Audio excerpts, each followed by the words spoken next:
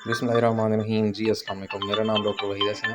आज एक ज़बरदस्त केस आपके साथ शेयर कर रहा हूँ, जिसमें जो है वो बकरियों का रेवड़ था, वो चराई कर रहा था दरिया के किनारे।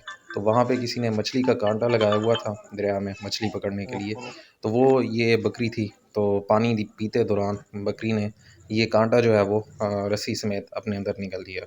तो ख़ैर क्योंकि रस्सी उसकी कुछ बाहर थी, तो मालिक ने फ़ौरन देख लिया था, तो रस्सी को पकड़ लिया।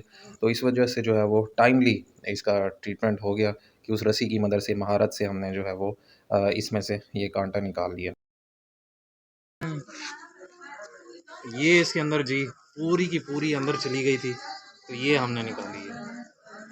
तो ट्रामा क्योंकि मिला था बकरी को, तो इसलिए इसको जो है वो एंटी इन्फ्लेमेटरी इंजेक्शंस जिसमें कॉर्टिनोल पी और रेज़ोमाइसिन शामिल हैं, तो वो लगाए गए हैं 2-2 सीसी, जिससे जो है जानवर की जान भी बच गई है और वो मज़ीद तकलीफ़ से भी बच गई है।